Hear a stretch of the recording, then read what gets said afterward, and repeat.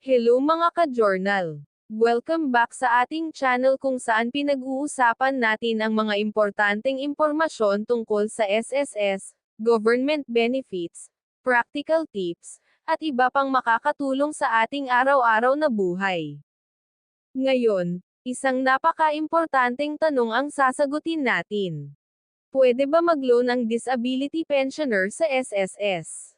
Marami kasi ang nalilito dito lalo na iyong mga tumatanggap na ng disability pension at gusto sanang makahiram para sa emergency, panggamot, pang-araw-araw na gastusin, o pandagdag sa budget. Pero qualified nga ba? May restrictions ba? At ano ang mga dapat tandaan bago mag-apply? Pag-uusapan natin lahat yan sa video na ito kaya siguraduhing tapusin mo hanggang dulo. Pero bago tayo magsimula, kung bago ka pa lang dito sa channel, huwag kalimutang mag-like, subscribe, at i-hit ang notification bell para updated ka sa mga bagong videos natin tungkol sa SSS at iba pang government benefits. Bago tayo dumiretso sa topic natin today, quick recap muna tayo sa previous video natin tungkol sa paano gumawa ng SSS portal account kung may SSS number ka na. Sa video na iyon, tinuro natin step by step kung paano gumawa ng sariling My SSS account online para mas madali mong ma-access ang iyong contributions, loans, benefits, at iba pang SSS records nang hindi na kailangang pumila sa branch. Napag-usapan din natin paano mag-register, paano mag-login, at bakit importanteng may sariling SSS online account lalo na ngayong halos digital na ang transactions. At ngayon, mas related ang topic natin dahil malaking tulong ang My SSS account kapag gusto mong i-check kung eligible ka sa loan o iba pang benefits.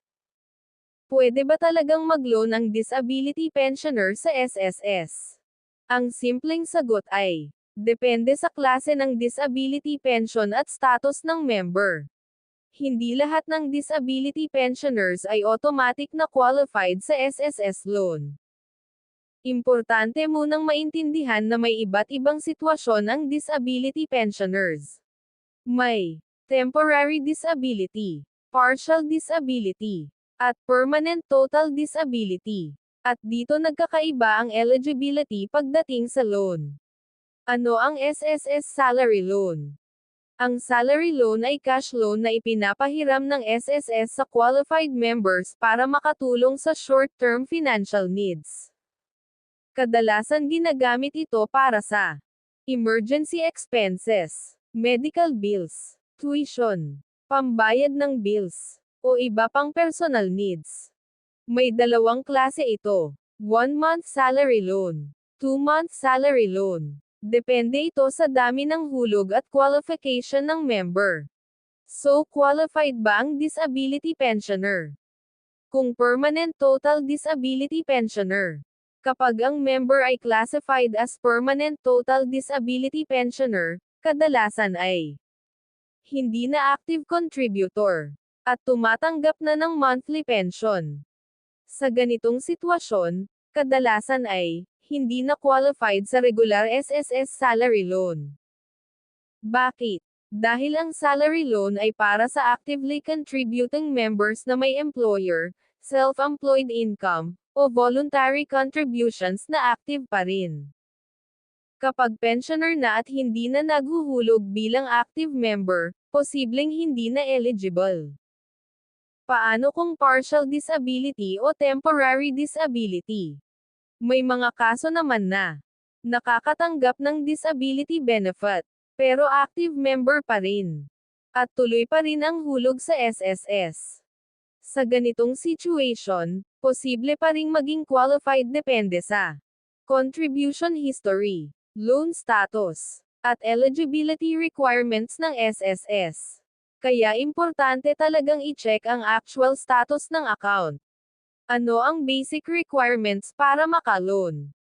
Narito ang ilan sa common requirements para sa SSS salary loan. First, active membership. Dapat active ang hulog mo sa SSS. Second, Sapat na contributions. Kailangan may required number of posted contributions. Third, walang final benefit claim. Kapag may final claim na gaya ng Total Permanent Disability Retirement o Death Claim, maaaring hindi na eligible. Fourth, updated loan status. Kung may existing loan ka na hindi pa bayad o may problema sa repayment, maaaring makaapekto ito sa approval. Paano malalaman kung eligible ka? Pinakamadaling paraan ay, mag-login sa iyong MySSS account.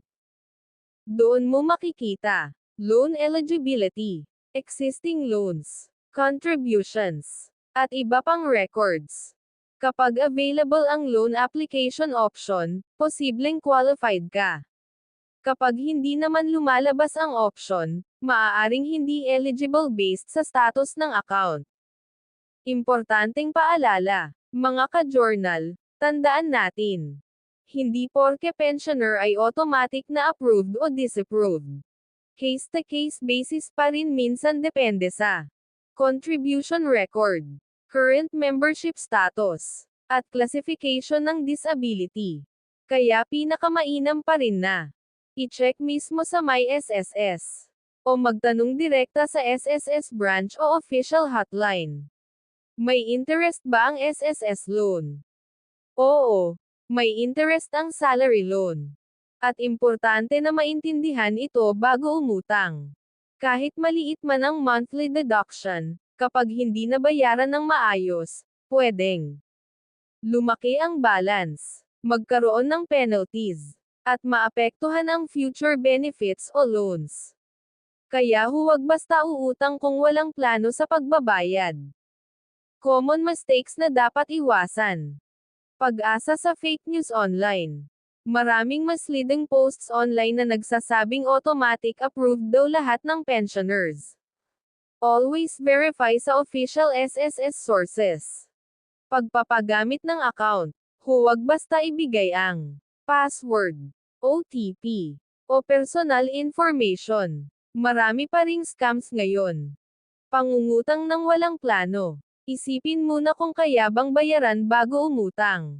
Lalo na kung fixed lang ang pension kada buwan. Helpful tip para sa disability pensioners. Magandang habit na regular na i-check ang MySSS account. Siguraduhing updated ang contact information.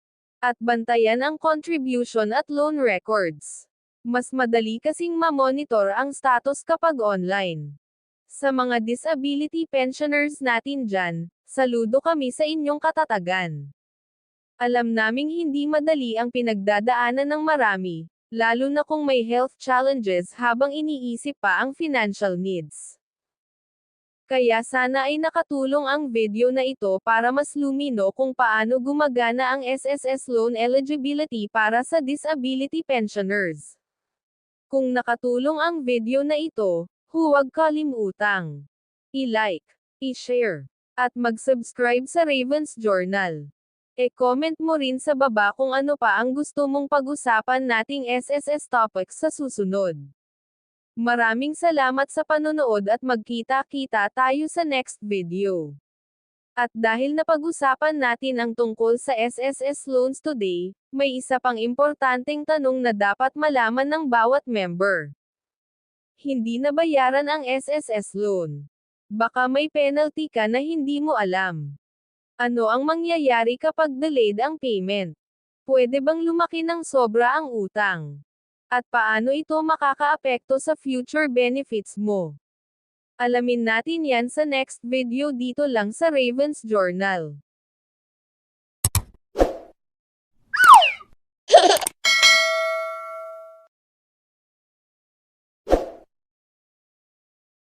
At dahil napag-usapan natin ang tungkol sa SSS